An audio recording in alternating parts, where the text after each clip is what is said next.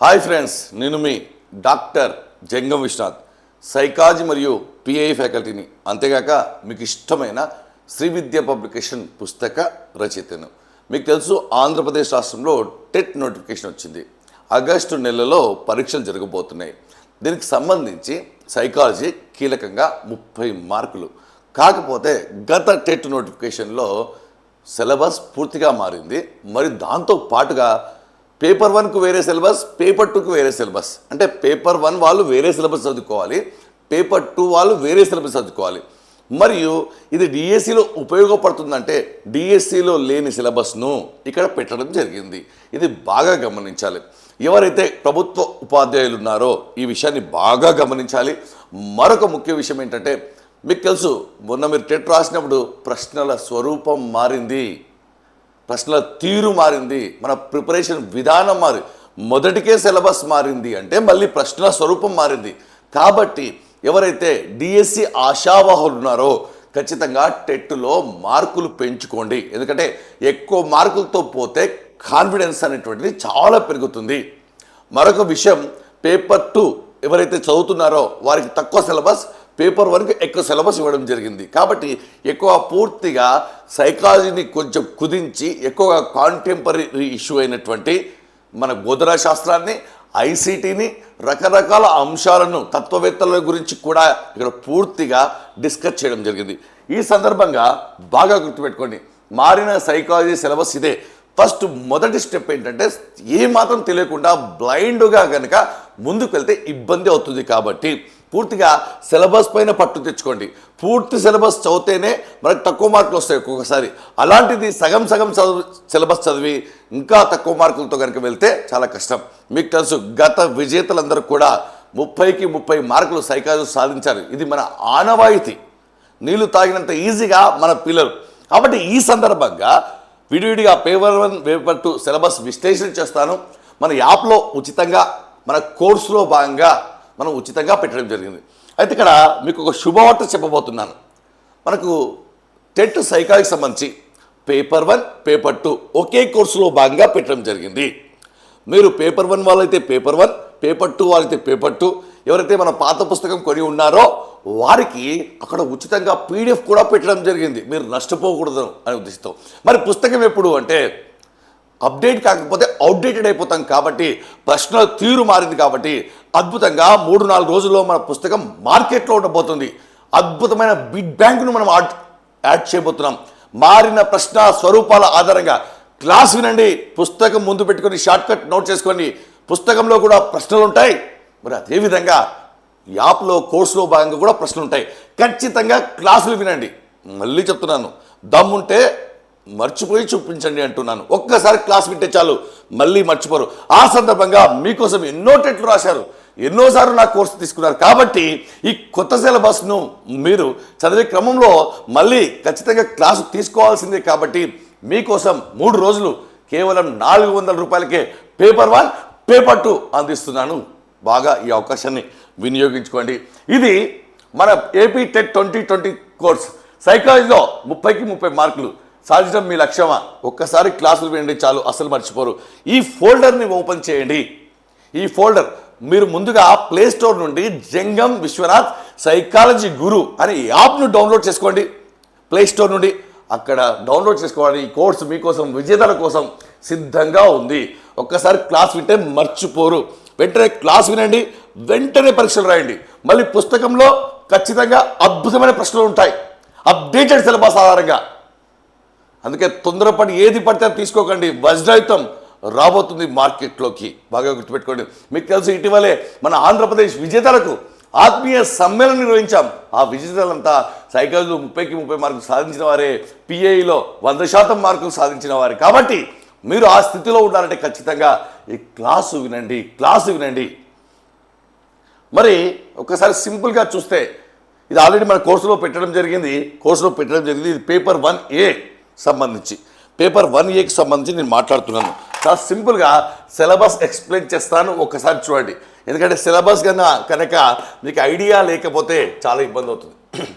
మొదటిది బాల్యదశ నిర్మాణము, పిల్లల పెంపక విధానాలు, బాల్యదశ భావన, ప్రపంచ భారతీయ నేపథ్యంలో బాలలు అంటే ఎవరు, మరి దాంతోపాటుగా దత్తాంశ సేకరణ పద్ధతులు మెలకువలు, దీంట్లో అన్ని పద్ధతులు ఇచ్చాడు. అంటే ఇంతకుముందు వ్యక్తి అధ్యయన పద్ధతులు ఇచ్చేవాడు, ఈసారి అలా కాకుండా అంత పరీక్షణ ప్రయోగ ప్రశ్నావళి ఇవన్నీ కూడా దత్తాంత సేకరణ పద్ధతులు, దాంతోపాటుగా చర్యాత్మక పరిశోధన. గత టెట్లో మీరు చూసి ఉన్నారు, చర్యాత్మక పరిశోధన పైన అంటే ఎవరికైతే ఏ టాపిక్ పైన అయితే పట్టు ఉండదో దానిపైననే మనకు పట్టు ఉండాలి. కాబట్టి 30కి 30 మార్కులు సాధించాలంటే ఫస్ట్ సిలబస్ తెలుసుకోవాలి. ఇది యాప్లో ఉచితంగా పెట్టడం జరిగింది, మీరు ఒక్కసారి ఓపెన్ చేసి చూసుకోండి. వికాస దృక్పథాలు, దీంట్లో పూర్తిగా పెరుగుదల వికాసం ఇచ్చి బయటి పిల్లలు అంటే ఎవరు, అధిక వయసు అభ్యాసకులు అంటే ఎవరు, అంటే ఇంతకుముందు ఉన్న 3 యూనిట్ల స్ట్రక్చర్ పూర్తిగా మారిపోయింది. పేపర్ 1 పేపర్ 2 మారిపోయింది. బాగా గుర్తుపెట్టి సాంఘిక వికాసము, ఉద్వేగ వికాసం, వివిధ రకాల వికాసాలు ఇవ్వడం జరిగింది. మరియు భాష, నైతిక, క్రీడలు మరియు ఆటల వికాసం, క్రీడలు అంటే ఏమిటి, క్రీడల రకాలు ఏమిటి, సామూహిక గతిశీలత అంటే ఏమిటి అనే అంశాలు, మరియు ఆత్మభావన, స్వీయ జ్ఞానం, మరి అదేవిధంగా సంజ్ఞానము మరియు సంజ్ఞానాత్మక వికాసం. దీంట్లో వైయక్తిక భేదాలు ఉంటాయి, తర్వాత ప్రత్యక్షము, ఆలోచన, వివేచన, ఊహ, సమస్య పరిష్కారం, ఇవన్నీ టాపిక్లు. స్వబుద్ధి, సృజనాత్మకత, ఇవన్నీ భావన, నిర్మాణము, ఆలోచన మరియు వివక్షణ మరియు మూర్తిమత్వంలో కూడా మన పరీక్షలు అవన్నీ ఇవ్వడం జరిగింది. చాలా పెద్ద సిలబస్, నష్టం లేదు. జస్ట్ ఒక్కసారి మీరు క్లాసులు వింటే 2x స్పీడ్లో వింటే కరెక్ట్గా 15 గంటల్లో 30 మార్కులు మీ సొంతం. అదేవిధంగా అభ్యసనాన్ని అవగాహన చేసుకోవడం, అభ్యసనాన్ని అవగాహన చేసుకోవడంలో భాగంగా అభ్యసనం అనే టాపిక్ ఇచ్చాడు. పియాజే, కోల్, వైగాట్స్కి సిద్ధాంతాలు ఇచ్చాడు. అభ్యసన బదలాయింపు ఇచ్చాడు. స్మృతి, విస్మృతి ఇచ్చాడు. టాపిక్స్ టైటిల్ పూర్తిగా మారిపోయింది. సిలబస్ ప్రకారం మనం నేర్చుకోవాలి. దమ్ముంటే మర్చిపోయి చూపించండి అంటున్నాను. మరియు ప్రత్యేక అవసరం గల విద్యలో అన్నీ ఇవ్వలేదు, కొన్ని మాత్రమే ఇచ్చాడు. కాబట్టి మన ఆంధ్రప్రదేశ్లో సిలబస్ ప్రకారం పకడ్బందీగా ఇవ్వడం జరుగుతుంది.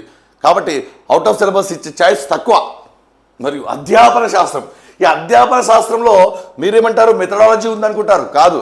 అధ్యాపన శాస్త్రం అంటే ఉపాధ్యాయునికి సంబంధించింది, బోధన అంటే విద్యార్థులకు బోధన చేసే అంశానికి సంబంధించింది. ఇక్కడ చూస్తే మీరు చూసి ఉంటారు, ఇక్కడ గీజుబాయ్, ఏఎస్ నీల్, సమ్మర్ హిల్ పాఠశాల, టొట్టోచాన్ పాఠశాల, మకరంకో, జాన్ ఆల్ట్, పాలో ప్రియరీ, జీన్ పియాజే, బ్రూనర్, వైగాట్స్కి, ఇవన్నీ కూడా ఎన్ని ప్రశ్నలు వచ్చాయి పరీక్షలో. ఏదైతే కొత్తది ఉందో, ఏదైతే ఎవరికి తెలియదో వాటిపైన మనం ఫోకస్ చేయాలి. మరియు అదేవిధంగా వివిధ రకాల బోధన వనరులు అంటే ఏమిటి, బాలల హక్కులు, సమాచార హక్కు చట్టం, ఎన్సిఎఫ్ 2005 మరియు ఏపీ ఎస్సిఎఫ్ ఎన్ఈపి 2020 మరియు ఎన్సిఎఫ్ఎస్ఈ 2023 కూడా ఇవ్వడం జరిగింది. అది కూడా మన యాప్లో పెట్టడం జరిగింది. ఐసిటి పూర్తిగా అప్డేటెడ్ వర్షన్స్ ఇవ్వడం జరిగింది. ఐసిటి పూర్తిగా క్యాన్వా, ట్యూటర్, మూడిల్ లాంటి అంశాలు, ఐసిటి ప్లాట్ఫామ్లు, లేటెస్ట్ ఏఐ సాఫ్ట్వేర్లు ఇవ్వడం జరిగింది. మరి పేపర్ 2 విషయానికి వస్తే, పేపర్ 2 మానవ వికాస ఉపగమాలు, పెరుగుదల వికాసం సూత్రాలు మరియు అదేవిధంగా వికాస సిద్ధాంతాలు, మరియు వికాస సిద్ధాంతాల్లో పియాజే, ఎరిక్సన్, కోల్బర్గ్, సిగ్మండ్ ఫ్రాయిడ్ మరియు డేనియల్ గోల్మెన్ ఇవ్వడం జరిగింది. అదే బాల్యదశలో సాంఘికీకరణ, బాల్యదశ నిర్మాణము, సంక్లిష్ట పరిస్థితుల్లో బాల్యము, ఆ విధంగా టాపిక్లు ఇవ్వడం జరిగింది.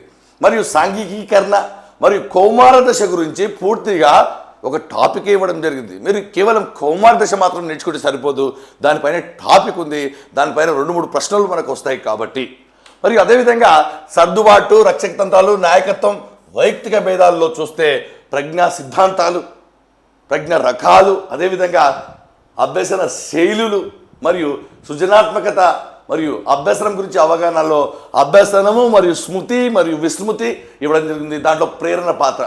మరి ప్రవర్తనవాద సిద్ధాంతాల్లో మనకు కేవలం ఇక్కడ చూస్తే యత్నదోష, శాస్త్రీయ నిబంధన, పరికరాత్మక ఇవ్వడం జరిగింది. అదేవిధంగా సంజ్ఞానాత్మక సిద్ధాంతంలో పియాజే, వైగాట్స్, అంతర్దృష్టి, ఆవిష్కరణ అభ్యసనం, బ్రూనర్, సాంఘిక అభ్యసనము, కార్ల్ రోజర్స్ ఇవన్నీ ఇవ్వడం జరిగింది.